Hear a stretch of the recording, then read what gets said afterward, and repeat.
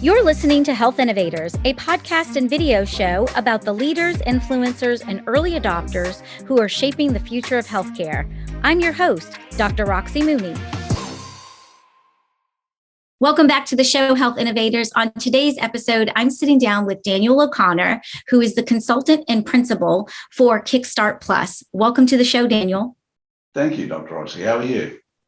I'm doing great. It is so wonderful to have you here, especially with our 12-hour time difference with you being in Australia. So I am so grateful that you took your Friday evening to spend with us today. Well, mate, my pleasure.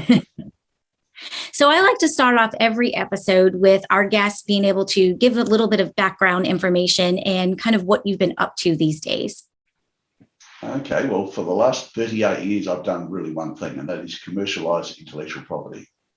For most of those years, I did it for large corporate and also for universities, and that was all fine. But I found the big need was in little inventors, and they couldn't afford me. So when COVID hit us in 2020, we all changed our lives, and I had a chance to take all of my 38 years of learning and compress it into courses.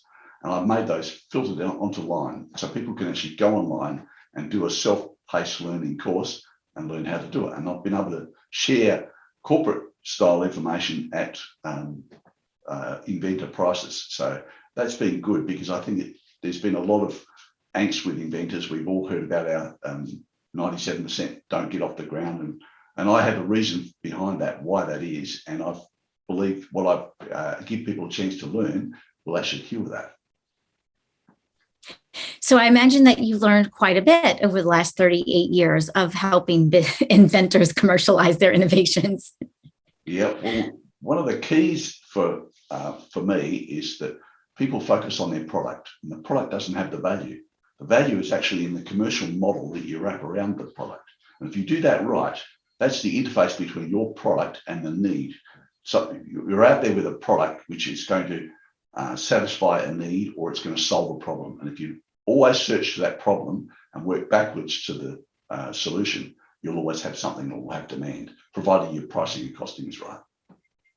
Yeah, I mean, that's very much aligned with what I've uncovered too, is that the number one reason why people fail is because there's no market need. So they're just building stuff that they're passionate about, but that industry or buyers don't really want or aren't willing to exchange dollars for. Yes, or don't have a problem that is going to hurt if they don't fix it. Yep. I've had an excellent example of that. And one of the best projects I've ever done that almost didn't get off the ground.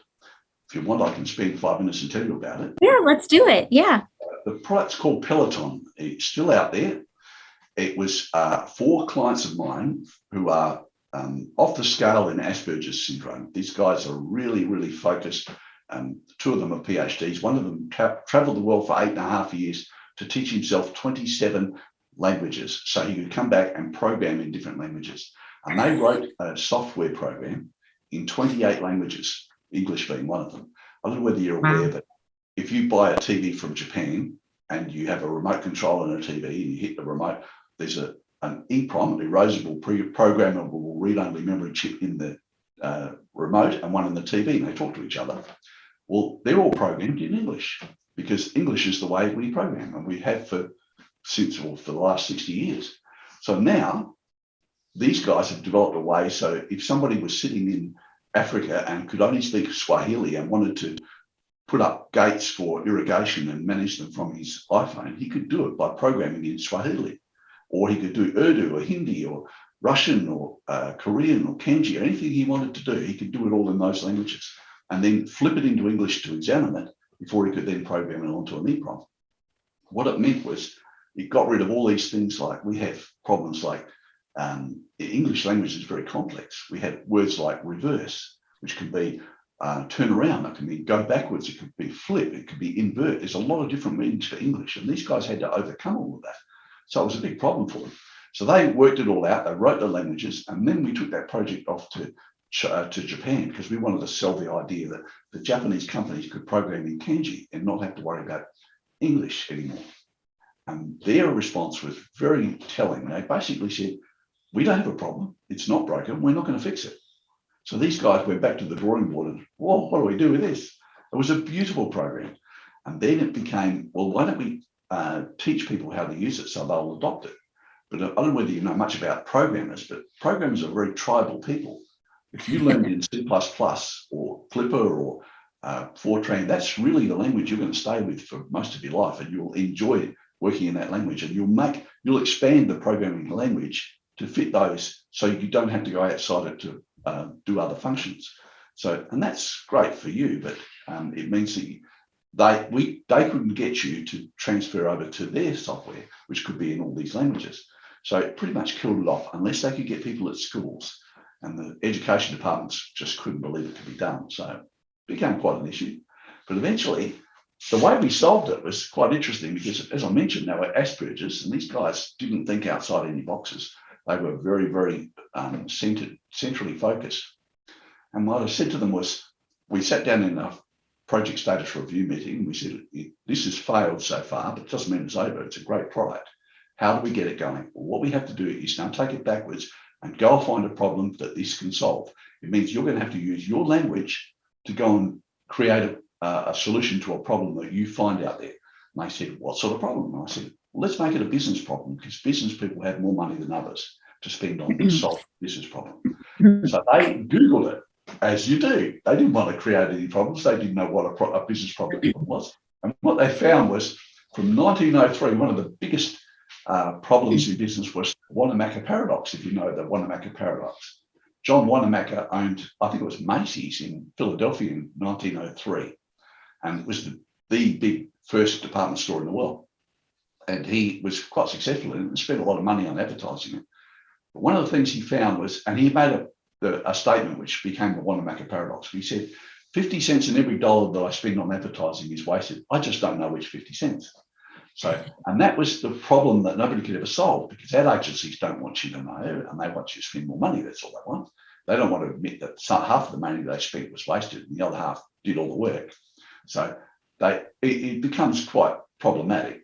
But what these guys did is they thought outside the box. And this was about 4 years ago. We got one of our local auto clubs where, subscription membership, and they branch out now. They don't just do roadside support. They give you home loans and car loans and services and holidays and you name it.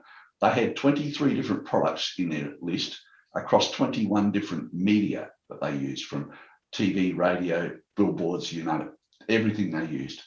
And so we broke it all down, and they bought a 1,000 range of digital phone numbers, and they gave it to them and said, and they wrote a program using their Peloton that would say, okay, every time that number comes in from every billboard, every advert, all had different phone numbers on them. And they all came back to the switchboard, and the switchboard worked out which ad took that phone call was from. And when they put it in, when the girls who took the calls created a CRM entry for that person, or automatically allocated the phone number, they could tell where the advertising was working. And as a result of that, within 4 months, they said, this 50 cents isn't working. Boom, move it over. Double their advertising output. So it was very cleverly done. The irony of that was the ad agencies hated it, absolutely loathed it, because all their creative stuff wasn't working and they could now get caught on it. But the media buyers loved it. And so they ended up taking it, licensing it, and it's now around the world being used by media buyers who are being able to focus their adverts more cleverly and get more bang for the buck for their clients. Great idea. So what a great example of building a commercial model that's feasible and viable around a business problem or around a problem and around an invention or an innovation. It's a commercial modeling, remodeling, basically, from what was otherwise a great product that was going to be a failure. So besides that example, help our audience understand, what is it that you mean when you say commercial modeling? Okay, commercial model is, I run commercial modeling workshops as part of what I do. When I do this, it takes 4 hours, and we start with 244 questions, and that blows out to about 400 points of data points on a mind map. So it's quite extensive. But what we have to do is people say, okay, we want to understand the product. Well, I don't. I actually want to understand everything around the product. I'm assuming you're going to get the product right. And if you don't, by the time you understand all the other information around it, you'll come back and fix the product. So if we start with things like who has the problem that you're going to solve? How do they solve it right now? Where do they go to solve it? That's going to tell you what channels you use. How much do they pay to solve the problem? What if they choose not to solve the problem? Can they live with how much money they're going to lose as a result? Like it ain't fixed, don't break it. It ain't broke, don't fix it, sorry. And all of these, and where they go, how much they pay, will this solve the problem better? Will it be cheaper? Will it be more effective? And then we work backwards around. We have to look at pricing and costing. We look at other areas like environment issues. So these are outside issues that can impact on you as an organisation or a project that you can't control. Things like political, legal, regulatory, social, societal, economic, competitive, technological issues, all these things that can impact on you, including shareholders that you can't necessarily control, but they're going to affect you if you let them. Because later on, when you go and get it, strategic partners, they were going to say, what are your risks? And you have to be able to articulate all of this and how you're going to mitigate. And when you can do that, they understand, you know my business, I know your business, we're good partners. That's what it's about. So when we do all of that, we prepare all this workshop for them, all the questionnaires, and build it all up. We've got a full commercial model, which is really the interface between what you build and who is going to buy it and why they're going to buy it. And how do you validate that? Well, there's 4 stages of validation. There's obviously proof of concept. There's market validation. So there's 3 steps on that. One is we assume you know what your clients do or what the product or project is, but it may not. So we have to go out there and do primary and secondary research. Secondary research is easy. We go on desktop and we pull down reports, or sometimes we'll commission reports to get information on that particular industry and find out what all the trends are. And that doesn't tell you all about the problem, but it does tell you what the industry is doing. So we have to look at the industry. They're the people who are going to compete against you or license your product. And we also look at the market, the people who have the problem and how they solve it. So the market goes to the industry to buy solutions for their problem. So we have to balance those out and we have to look at all of those. But sometimes we'll do focus group meetings. Sometimes we'll just do direct interviews. Many a time I can go to the US, for instance, and I make appointments with people. Like, for instance, I've been to Detroit, where I pulled in people from the automotive industry for a lunch at the Australian Trade Commission office in Detroit. And that was great because they showed up. They wouldn't have shown up if I just invited them, but they were getting a royal invitation. So coming to lunch with the Australian Embassy. That was good. So we get them there and we sat down and we gave them lunch and nice Australian wines and said, here's a problem. And they sat down, and these guys were competitors with each other, but they sat and talked. And it was fun. I learned a lot that day. And we didn't actually go ahead with that particular project as a result. So there you go. Well, I'll tell you a little bit. That product was an internal combustion engine. It was a very clever one. But what we ended up doing with that was 121 patents were wasted, 120 patents. One patent kept going, and that's used today in misters for nasal sprays and the likes. What these guys did is they created an injection system for fuel, but it was for oils as well, a highly viscous fuel. So as a result, they were able to use thick liquids and mist it into the noses. And so their technology was all about fuel injection and nothing to do with the engine. The engine didn't work. It wasn't picked up by anyone. Wow. So, that's fascinating. Yeah. There was a lot of egos that crashed that week when I came back to give the report, let me tell you. I bet. I wasn't the favourite. Well, sometimes you got to be the truth teller. Always. Yeah. So you've mentioned, intellectual property, IP quite a few times here today, and there's different journeys in that path. So speak to that a little bit of when does someone need to get a patent? And when in that commercialization journey, how important is it? And is there like a specific time of when that needs to happen? Okay, well, a patent is great protection. In America, it's starting to change a little bit, I can tell you, because a patent gives you very little, but a patent plus patent insurance gives you protection. If you're not big, you're going to be in problems trying to enforce your patent, particularly in pharmacology and places where they're a little more ruthless, where you find you get a summons from somewhere in East Texas to say, we want to challenge you on your patent. And believe me, that can last for years. And I hate the dogfight of patent, but at the same time, you need protection. That protection is ownership. So I've distilled everything in terms of commercialization down to 6 easy steps. And if you understand the 6 steps, it doesn't matter whether you've got a left-handed potato peeler or you've got an internal, I've got a jet propulsion thrust engine going through at the moment which could be torpedoes and the likes. But the whole idea here is it doesn't matter what the product is. If you follow the same 6 steps, it'll get you through. And people don't understand that those steps are there. They're always there. They're like laws. But most importantly, they're sequenced. And we end up going out and jumping into a patent first thing. And the problem there is because we don't know who to talk to. So if you're an inventor and you've got a problem with, you've got a great idea, somebody says, jot it down, make sure you've got it, now go and see a patent attorney. That's probably not what you need to do straight away, because patent attorneys, their business model is a little bit problematic for an inventor. They have a situation where if they're going to be a make partner, they've got to make sales. And they don't go out and scroot for sales. They wait for people to come in. And if you come in there, they're not going to send you away. So they're going to tell you 3 things. This is the best thing I've ever seen. You need a patent and you need it today. And here's the paperwork, sign here, we'll get started. And that's probably a little bit affordable when it's a $5,000 decision. But in exactly 12 months to the day, it becomes a $60,000 decision or a $100,000 decision, depending on how many countries you have to protect. So it blows out to a bigger problem. So what I do is I tend to, with the ideation and commercial modeling, which is the first step, I tend to make people aware that they can take other steps to not forego a patent, but push out the patenting process so it becomes when it's needed.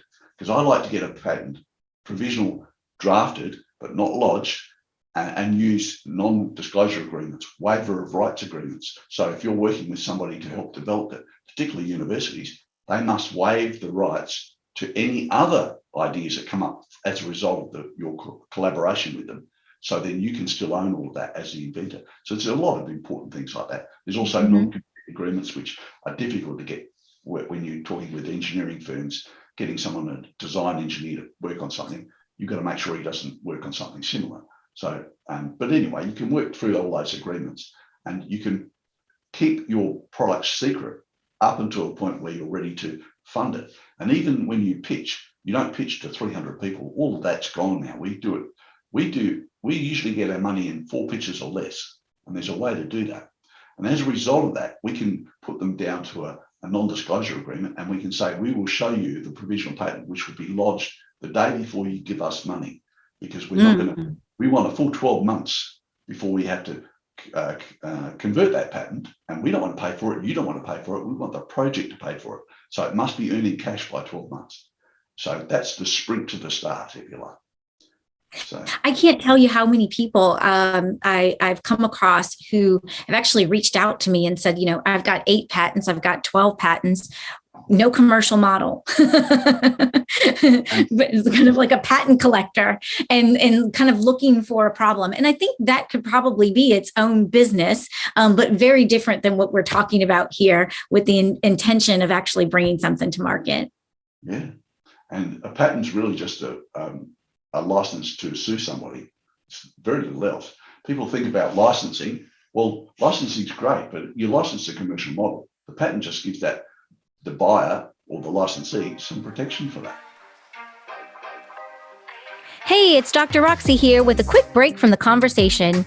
Are you trying to figure out what moves you need to make to survive and thrive in the new COVID economy? I want every health innovator to find their most viable and profitable pivot strategy, which is why I created the COVID Proof Your Business Pivot Kit. The Pivot Kit is a step-by-step framework that helps you find your best pivot strategy. It walks you through 6 categories you need to examine for a 360-degree view of your business. I call them the 6 critical pivot lenses. As you make your way through this comprehensive kit, you'll be armed with the tools, tips, and strategies you need to make sure you can pivot with speed without missing out on critical details and opportunities. Learn more at legacy-dna.com/kit.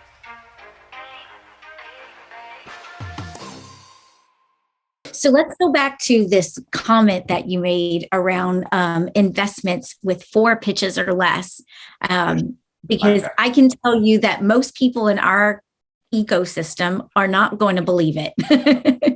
Okay, well, I'm going to flip your thinking entirely on its head now, Okay. because you've thought all about return on investment. Everybody does. But I can tell you there are 5 more important reasons why people invest. Now, to give you a full picture of this, I discovered this. This is called the Cornerstone Investor Model, and I created it in 2016. And it came to me when I was sitting on a suitcase at the end of a runway at the Irrawaddy Delta in Western Burma. I'd just come out from interviewing somebody because I have a role in the UN Task Force for Innovation and Competitiveness. I'm the Australian member for that.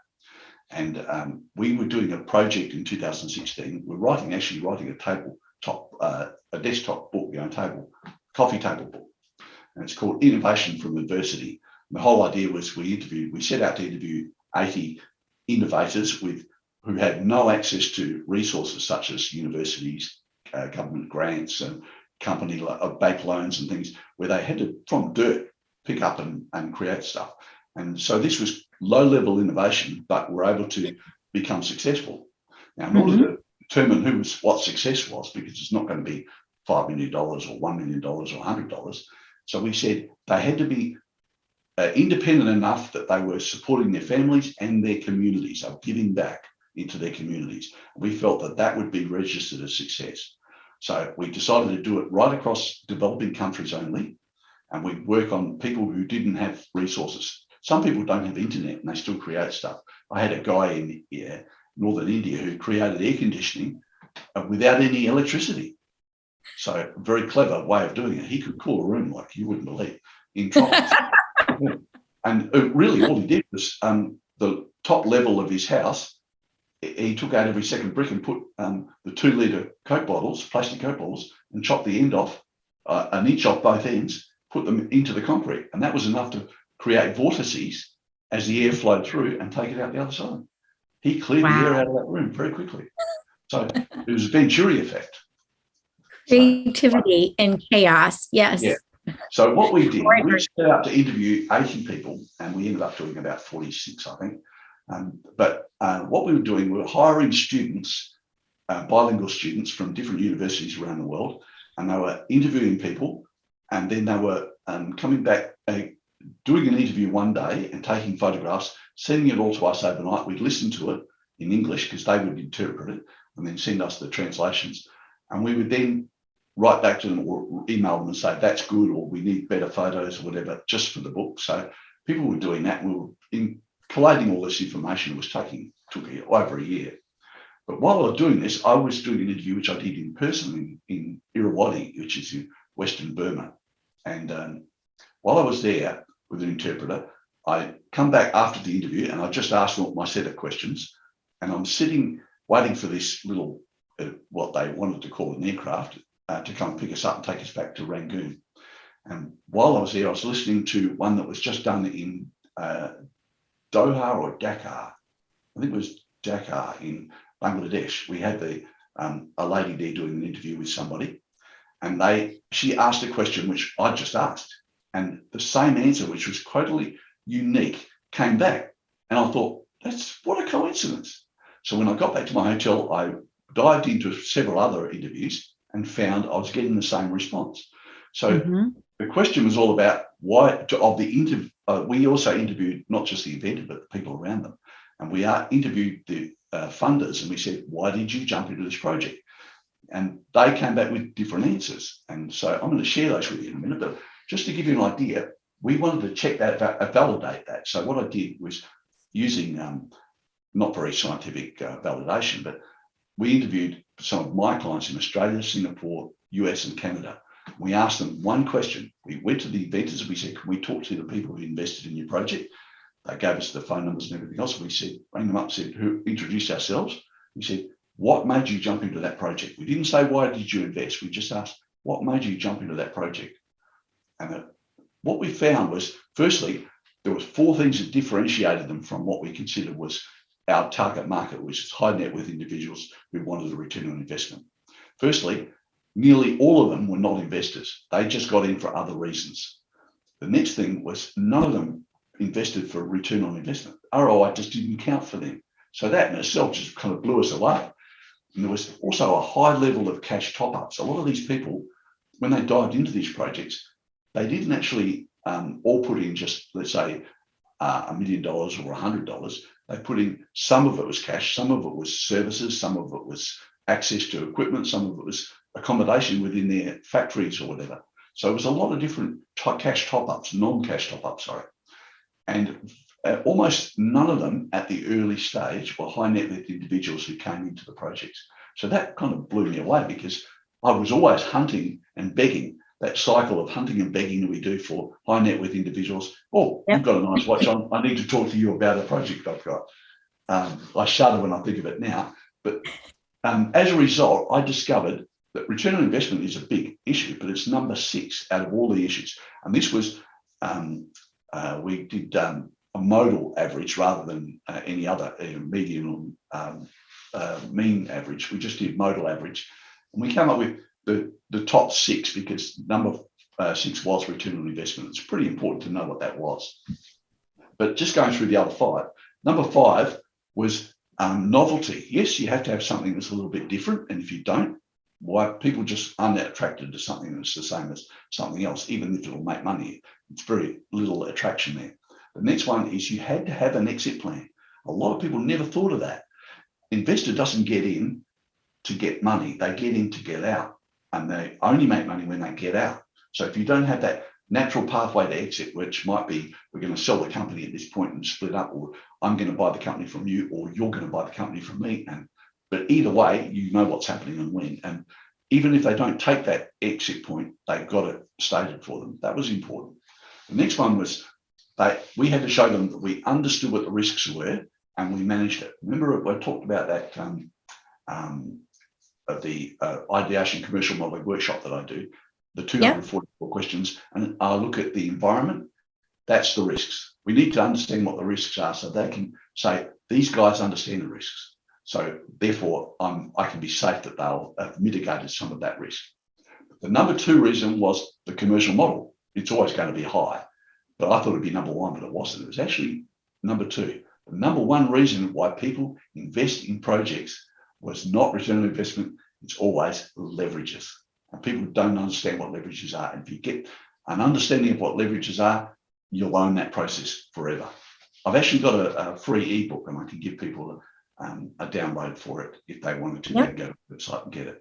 But we'll include it in your episode. Yeah. Yeah, that's fine. You'll put it on later on. Do you want me to explain what leverages are? Yeah, let's talk about that. Okay, I'll give you one example that I normally use.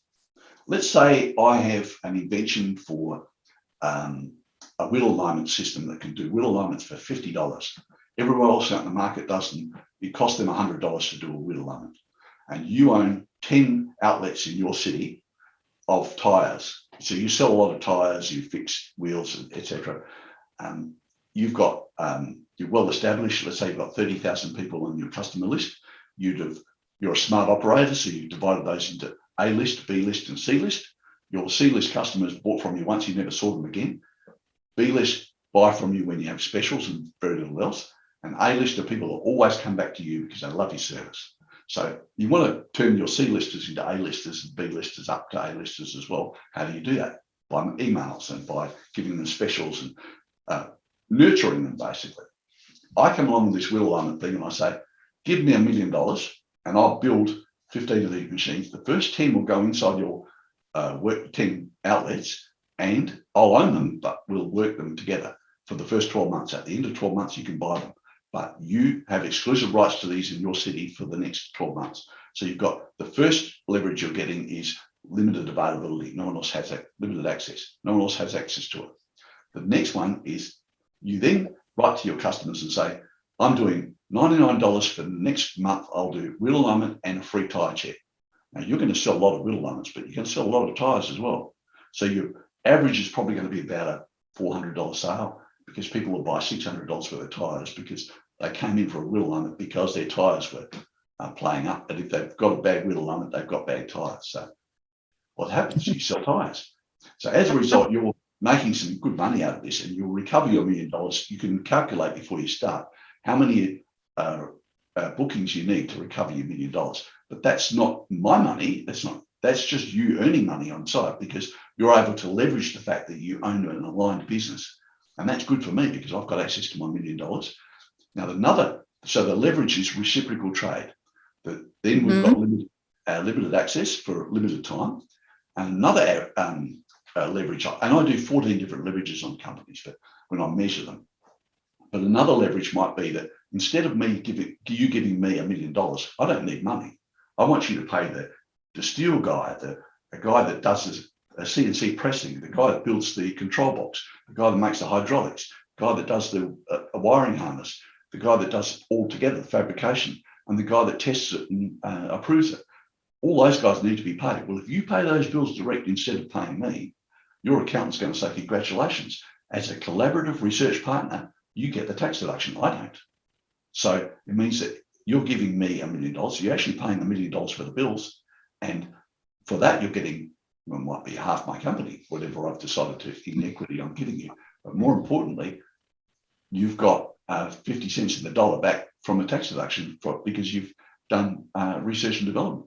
So you've mitigated half your risk just on that. The other half you've recovered on your first 12-month sales, and then we start to expand the business together. You're still an owner. So you can see that if I get somebody who's from the industry or the market, and I work on them and I can size their leverages and make their investment, I can discount their risk to zero. When I make the presentation to them, they're going to say yes. It's that easy. Well, that's a complete opposite of what I often hear, which is I pitched 100 investors and they still don't know what I even do. and the laws are there. We have really onerous laws about pitching to 100 people. In as much as we're not allowed to give them the document 24 hours either side of the pitch, because the law says we can't do that. We've got to wait for 24 hours and then send it to them. So unless they're a corporate person. So we've circumvented all of that. We only pitch to, once it's under 20 people, we don't have that issue. And we only pitch to, usually it's under 5. So, and you very rarely get more than one investor.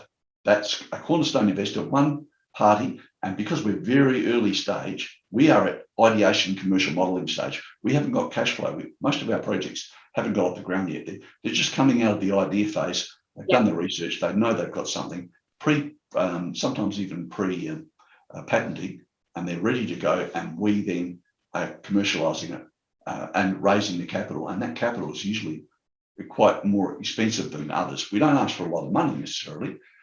Our cornerstone investor model doesn't go beyond $2 million. Mm-hmm. Okay. I've had one in Florida that went to $8.8 million, but that's unusual.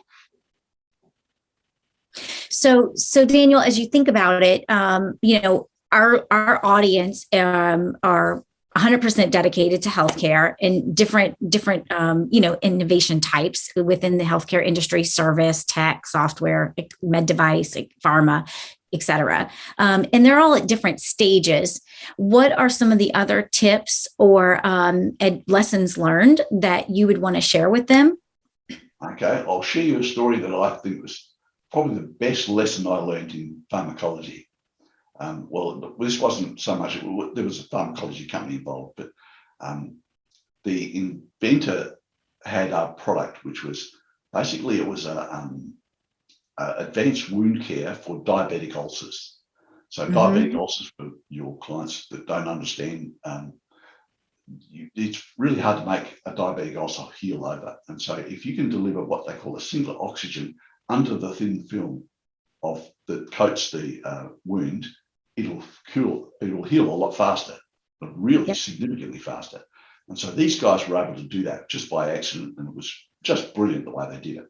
And they wanted to expand it, and they had the wrong people in. Then we changed the team. I was brought in to change the team, and the guy we got for it was a very successful in his own right. Retired. He was a thoracic surgeon. He had successfully developed lifetime stents was his thing, and he licensed that to a Chicago company I shouldn't mention, and made a lot of money out of it, like hundreds of millions of dollars. He retired, and I said to him, well, you can't retire. You're too young, so you go crazy. So, and he bought himself a Ferrari, or actually it was a Maserati, and he just didn't know what to do. He was living in Los Angeles. You can't speed those. So we said to him, here's a project in Dallas. These guys have got this really good product. And he looked at it. He had did a little bit of due diligence. He said, come with me to Chicago. I want to introduce you to some people and see whether or not I can get this going. So we went to Chicago, and he put a very rude pitch to this health company. He said, if I get this going and I get it to this amount of turnover, will you buy it? And he came away with a deal that said basically 4 things. You must get it to $100 million in sales. We'll give you 5 times multiplier. We'll give it to you. It must be done in 4 years, and we have to be able to buy the whole lot. So, and he got that deal set up in 4 years. It's 2 years in, and he's going to make it. So he has a $500 million sale before he put $1 into that. That's not bad. Not bad at all. Everybody here listening and watching wants to do that. Well, that I'd never done that before. I've watched this guy do, and now I'm telling everyone. But he was, because he'd been there, it was a new knowledge to him. It was just know-how. He just did what he did before. Here's the deal. Yeah, okay, well, that's what we do. That's what we buy. A lot of companies now, particularly big companies, they used to have their own R&D departments. Very few do now because it's too expensive to run. And it's very hard to manage. If they're working on a project and it's going wrong, the teams don't want to tell the managers because they'll shut it down. So everything's kept secretive until it either really is successful or it flops. And that could be a lot of money and a lot of time before you realize that. So what companies do these days, in the past, they used to do hunting, where they go out and look for opportunities, and that's a good way to do it because you can get projects that are aligned to you, or you can harvest, you can grow them within your own backyard, and that's where the 3Ms of this world still do it, and they do it remarkably well. But of course, they are focused on products that fit aligned to their distribution channels, etc. So they know what they're going to repeat, and their teams do that and repeat, and they're very good at it. Well, the third way now is trapping. So we know of trapping, going out, laying a lot of traps and waiting to see what you catch the next morning. Well, this sort of trapping is where they go out and they find 10 companies in the med tech area on this particular product or this particular problem. And they say there's 10 different companies around the world working on it. We want to give them each $200,000. So we've invested $2 million, and all it's bought us is an option if they succeed. We set their R&D benchmarks, KPIs, and we say, well, if you meet those, come back and talk to us and we'll feed you some more. So they're feeding out this money. It's all R&D. It's all being written off as R&D, so they're getting tax deductions for it. And they're not managing the projects, but in fact, they can wipe their hands of it at any time. And if a project collapses, they might take some of the people out of that and give them to someone else. So they are minor shareholders as these projects grow, but they have options to take it on. And that way, all the early stage risk is now somebody else's. So they can actually capture that IP when it becomes valuable. So it's a great way for people, small inventors, to capitalize on if they understand it. But they're not going to be super wealthy out of it because these guys are going to end up owning half their companies or more if they're not careful. Sure. Yep. So, but I like it. It's a great way to fund a company. It is. I don't think I've heard it described that way before. There you go. So anything else that you want to share with the audience as we wrap up here? Things, but I don't want to bore you guys for too long. probably taken up all the time you wanted to allocate to me. But I have lots of information. I've got hours and hours, like 40 hours of coursework, and I teach the 6 steps basically with a program called Inventors Masterclass, which is available. So Daniel, how can people get a hold of you after the show if they want to learn more about the course or connect with you? Well, the biggest issue is probably going to be, how do I find out about this funding? So I would say if they went to kickstart.plus and they downloaded a free ebook, that's what it's set up for, just to give you a free book on how to set up that and the history of how cornerstone investing came along and how we captured that. Because remember, I went from 56% to greater than 90% success rate in pitching. So it's amazing the way it works. But we don't ask for a lot of money. We always break it down to 2 stages, and it's far more successful that way. You can look at me at investorsmasterclass.com/free. There's another little free course I give there, so people can actually find out a little bit more about how maybe I can help them, maybe I can't, but they can at least get onto me and find me on LinkedIn. And if they do, they can book a chat with me for free, because that's what I do these days. I give away 10 hours of my time, 10 lots of 45 minutes every week to the first in, just so you can't get it more than once, but if you've got a problem, I'll solve your problem for you. No, nothing asked. You just get your problem solved. That way I find a lot of people come back and start telling everyone else about me and how good it is. And many people come back and say, I want to own the information, because I think the secret to successful IP commercialization is to own the system. That's what people don't want to show you. They want to own the technology, the know-how, the knowledge, and they want to just make it look like magic, like accountants do. So then you have to keep coming back. I don't. I've given them everything so they can walk away knowing that they own the skill for the next time. Fantastic. Fantastic. Well, I agree with you. I could sit here and talk to you for hours and we can just dial into this, but I want to be respectful of all of our listeners. And maybe we'll have you on the show again and we can talk more. By all means, yeah. Well, thank you very much, Rosie. I appreciate it. Thank you so much for listening. I know you're busy working to bring your life-changing innovation to market, and I value your time and attention. To get the latest episodes on your mobile device automatically, subscribe to the show on your favorite podcast app like Apple Podcasts, Spotify, and Stitcher. Thank you for listening, and I appreciate everyone who shared the show with friends and colleagues. See you on the next episode of Health Innovators.